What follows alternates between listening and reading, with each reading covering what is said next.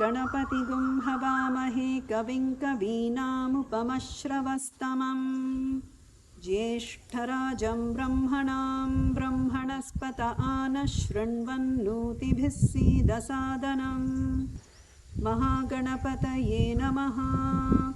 प्रणो देवी सरस्वती वाजेभिर्वाजिनीवती धीनामवित्र्यवतु आनो दिवो बृहतः पर्वतादा सरस्वती यजतागन्तु यज्ञम् हवन् देवी जुजुषाणा घृताची शग्मान्नो वाचमुषति शृणोतु वाग्देव्यै नमः।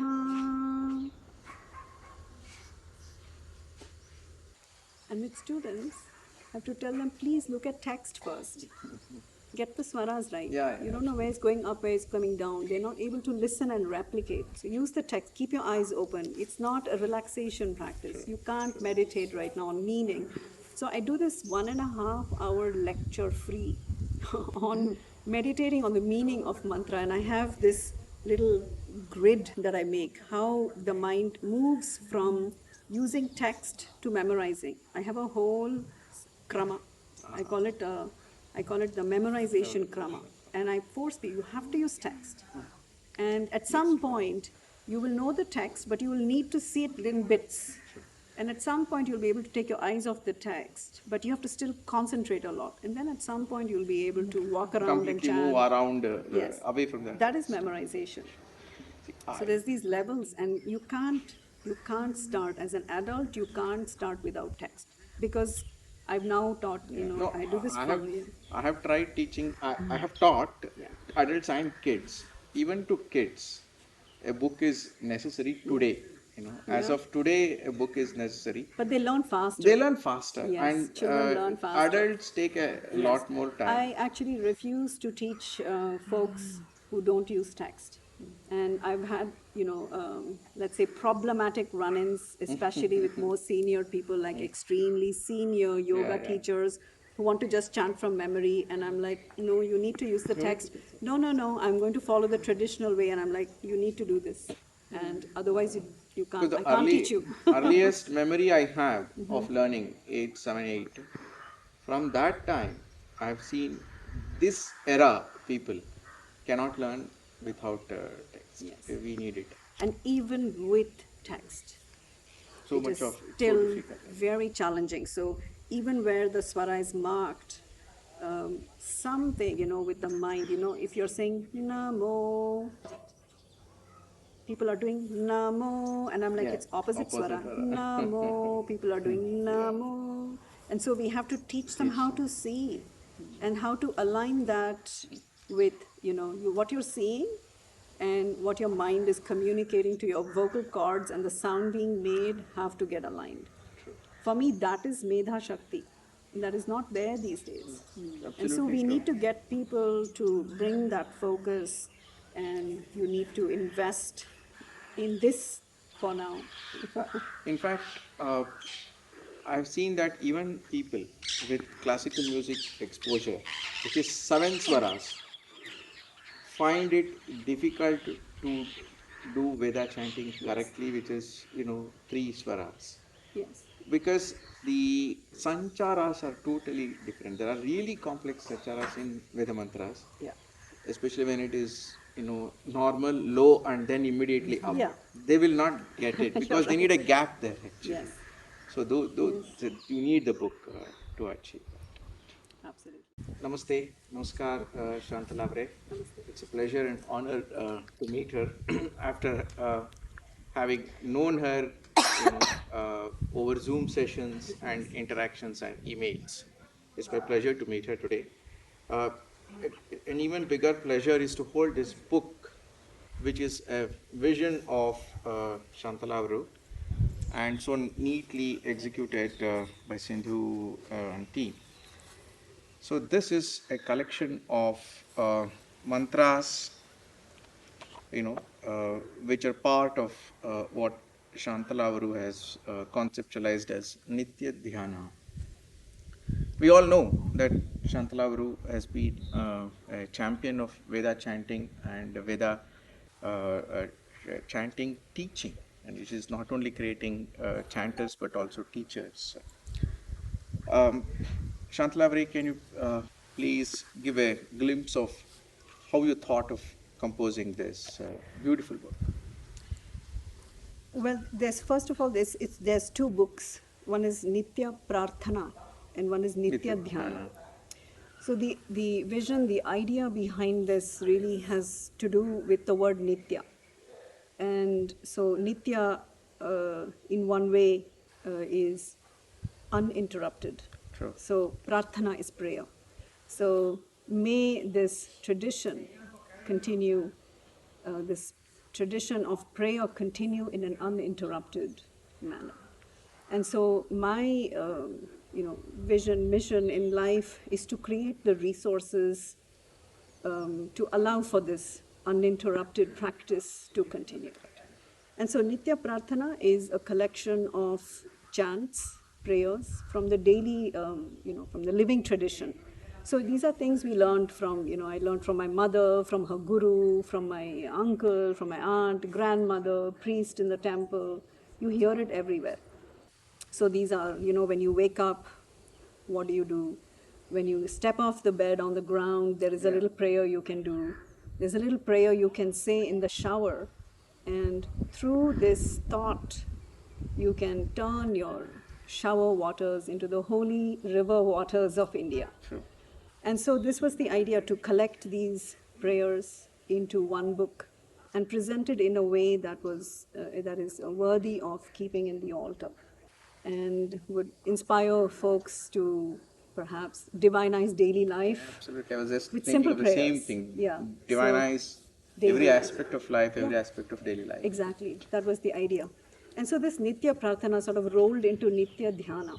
So may these meditations, contemplations from Vedic mantras, which is what the Nitya Dhyana is about, may that continue in an uninterrupted way. And so Nitya Dhyana is a collection of Vedic mantras. So these are with, swara, the right text. And so we've worked on compiling it in an orderly fashion, which allows for, one is that what we teach at Veda studies is now available together in a compilation, because otherwise we had these big A4 size clumsy sheets, and I know if my students are watching this, they'll know that they carry around big A4 binders when they go to temples, etc. And I know that ashram Swamijis have been laughing at my students because they come with huge resources.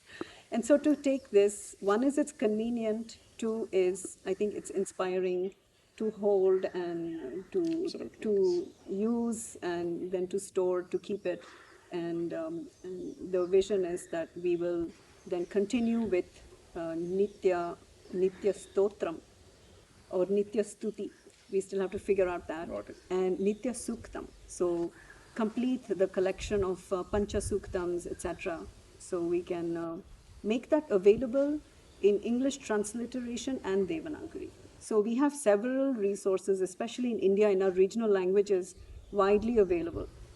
So I have all the books in Kannada and in Devanagari, but for my international students, the text in transliteration is not so easily available, neither is it accurate. And so here we have the text on one side, Devanagari, one side English transliteration. So even students who are wanting to improve their Devanagari, this is a great resource. There's many things actually. We've gone crazy in sort of looking into the detail of this book. So the book designer Sindhu and I, we have spent weeks researching the font so it would be readable to people. And we looked at what distance we'd keep it, how the book would open, and that it would open easily. And, how easy is it to read? Yes, and easy to read and to practice from. So the design has been based on, entirely based on the practitioner. That's the... So I've spoken too much, so I've given a lot Not around yet. the vision mission. Not yet. Yes, so it's Shantala, you've been teaching for a significant number of years, of course, apart from practicing. Give us a little glimpse of how it started, what motivated you, what inspired you, and how you felt that this knowledge and this practice ought to be taken to the world. It's been a very organic process, so I never sat down and said, this is my mission, I'm going to do it. So that's not how it happened. And I think one is I was born into a traditional family. My mother was a chanting teacher also, but she didn't teach Veda. So she was really traditional, and she, her guru, Mata Ananta Lakshmi, was a disciple of the Shankaracharyas of Sringeri. So very orthodox. She learnt all the Devi Stuti, Stotrams, etc., but not Veda. And so, fast forward many years later, after she passed away, I decided to leave my corporate. So I'm an engineer, and I was in tech, in HR tech background, 20 years. And not funnily, I would say, this is how life was designed for me. I suppose I spent 20 years specializing in learning and development. And yes, and so when I left corporate, I decided to teach chanting, and I didn't really see at that time how all these things are coming together to facilitate what I want to do now. And so I was skilled, I suppose, to take teaching online, and I just didn't imagine I would do this with Veda. So it's really my mother's passing that sort of, that was the trigger, I suppose, for me to think that, the family tradition would have stopped with her. And so I decided to continue it, but with no background in terms of what I'd done previously. I was living in Belgium already, so I didn't have a network, I had nothing. But anyway, I mean, that's the propelling event that made me start. And then I started to develop this international student community, and just one thing after another, it grew. And here we are with a pretty large global community that come from all backgrounds. And our basic sort of binding, common thread is we wish to live a prayerful life. And so that's what we are focused on. And there are so many rich prayers to learn, and each one comes with its beauty and challenge. And so that's what we are going through in our community. It's so beautifully put, a prayerful life, a life of Shraddha and Bhakti. In fact, I experienced it when I attended the graduation ceremony of the previous batch. All the chanters, chanting, everybody was chanting with perfect swaras and intonation. Udatta, Anudatta, Swarita were perfect. Apart from that, they were all full of Shraddha and Bhakti. I think that first step towards creating a community which practices prayerful life, I think that's certainly has been achieved. And I'm sure, there are many more batches to come and go, not go, but, forever be, forever be. With your blessings. Yeah, it will be there. If I may interrupt, sorry, and ask you a question, Shantala ji. There was an interview with Aruna Sairam ji, and she was saying her guru, Brindama, when students would ask her to give written notes or permission to record, she would say absolutely not. That's also been our tradition in chanting. So how has technology and printing and these tools that we are giving students, how is it moved away from the primary way of learning that our gurus have followed? It's a really good question, and I have the well thought out, I've thought about this for decades answer. The answer is that, back in the day, Gurukulam time, children would go to Gurukulam, and a child's mind is entirely different from the adult mind. And so even my children, I know this from experience because my children learn chanting and Sanskrit as well. And we are so skillfully able to do it without any resource. So they listen, they repeat, beautiful. But adult learning is difficult. We need we need both visual aid and auditory help. And even then it's challenging. So we have an entirely, I think what the Guru Parampara I come from specializes in Grihastha, level of teaching. And so my Guruji, he accepts people who are grown-ups, and conditioned minds, let's say. And then they are taught how to maintain, swaras, all of that. It's an entirely different teaching process. And so for this, we must use the God-given resources we have available now. so I fully, and my Guruji and his daughter as well, who's, she has a master's, she's a neuropsychologist, and she's done a full study on on how the memory functions. And she knows for sure it's not possible for adults to learn without text. And so adult learning, we must use text. And in between, and we are not in a Gurukulam, so it's not like I'm waking up and every day I have 3 hours of Adhyanam with my teacher. So in between classes, let's say you learn once or twice a week. In between, you have 5 days. So you need some resources to practice with. If you're practicing alone, you have no feedback mechanism, you will be practicing wrong swaras. So you must have some resources in between. And so I think that technology has enabled adults to learn and to then not have excuses to make mistakes. Thank you. That's the answer. Beautifully put and perfect. In fact, if we had a lot more time, I would have added a lot more and asked you more questions regarding this, because right now we have a lot of books that are helping people, and people are able to learn a lot more with the help of books. I think this book will go a long way in, as you said, with Devanagari and English, along with the swaras. That combination is unique.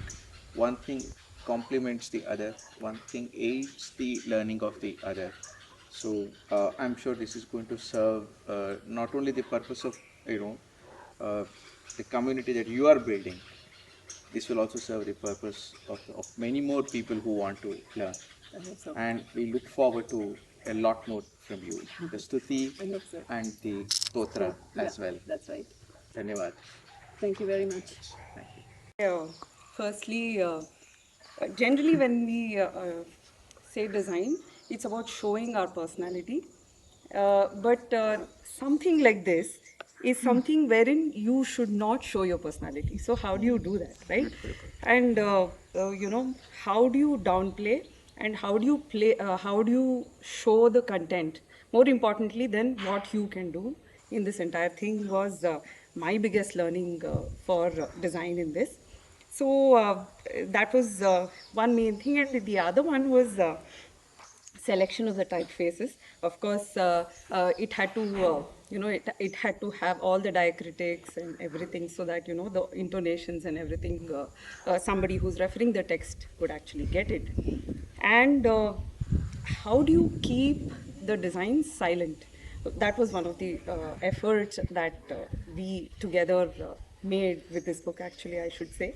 The text is the, what do you say? Text is the god here. So we have just facilitated with the typefaces, a selection of the typefaces, and made it readable. And I think that's all we've done. Selection of the paper so that it feels like that. Soft colors, and that's it. I mean, I think that's all I would say to this entire thing, the design process of the book, actually. The invisible designer. Yes. And can you say something about how Dhrdha's Yes. artwork Yes. fits into this? Correct. Because he's not here, and we miss having Correct. Dhrdha with us, but his art Yes. so complements. Correct. So when Shantala ji actually connected, and she said, I want to do this book, I was like, okay, I know the person that should be doing this, and I don't think, but coincidentally, both of us knew it, and both of us knew him actually, and she also had him in mind, and but you know, that just coincidentally happened that it was that way. Dhrdha's drawings, I felt when I first time looked at it.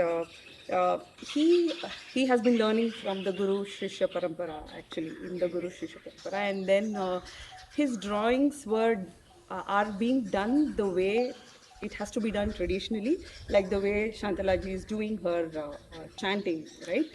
She's teaching it the way it has to be said.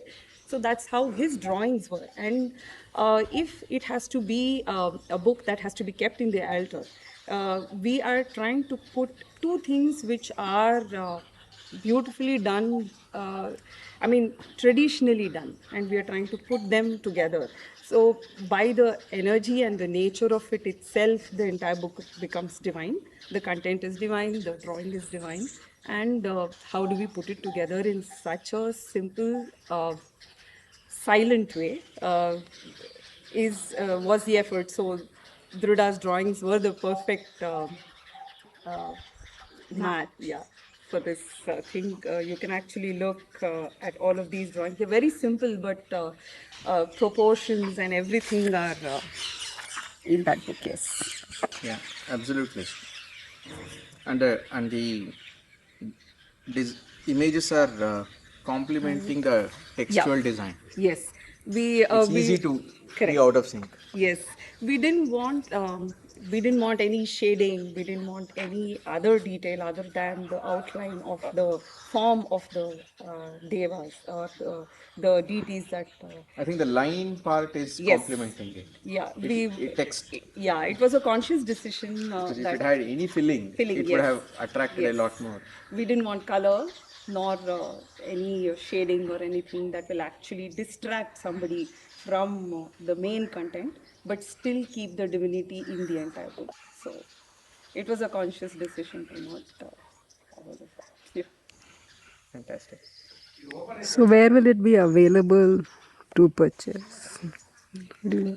From what I understand, this is not entirely clear to me, but it will be available wherever people are buying their books online and also available internationally. So it's not only going to be published and sold in India, but globally. So that's the basic. I mean, so wherever Amazon, etc., wherever people buy their books from, it will be available. And I just want to add that, I know Sindhu mentioned that the content is divine and the text is divine, the picture is divine, the design is divine, but also the entire process of how these sort of forces came together and just the blessings, from Indica sort of sponsoring the whole thing and giving the inspiration and sort of the autonomy to the designer and myself. We just sort of ran with ran with it. And Yeah, I I have don't to think. say that Yeah. I think that Indica has been this incredible partner that let us dream big and crazy and simple. Yeah. And that has been a divine process. I just wanted to say, even the process has been divine and felt divine. So Yeah. thank you very much.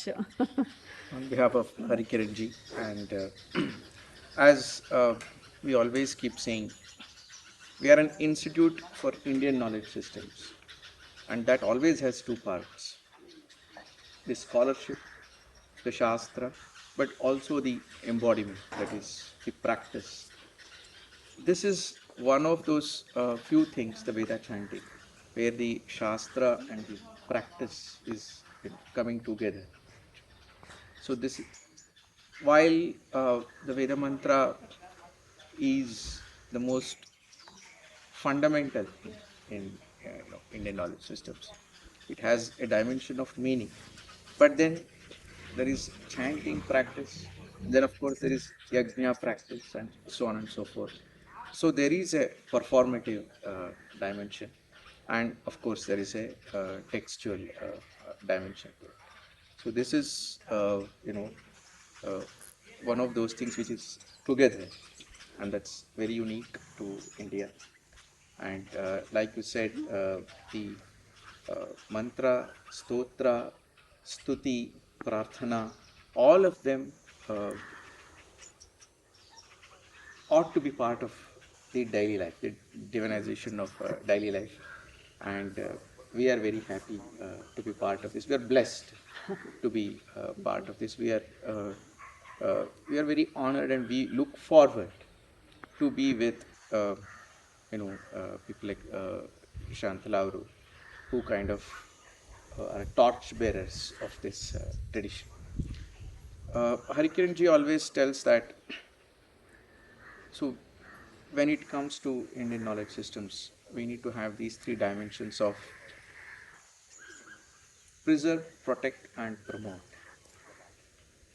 Taking our knowledge and our practices to the world is extremely important, and Shantala is a champion in that. Thank you very much. With a lot of good support. Thank you very much.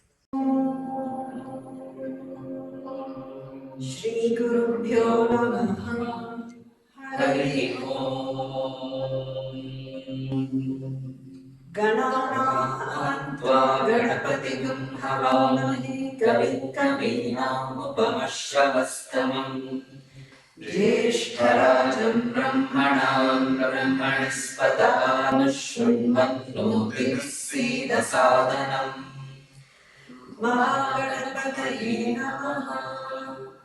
Prano Devi Saraswati Vaje Vajimati Dhinama Vidyavatu Ano Divo Brahata Parvatada Saraswati Jadagantu Yajnam Havan Devi Jujushana Dhritaji Shabman No Vachamushati Shrunotu Vagdevyai Namaha.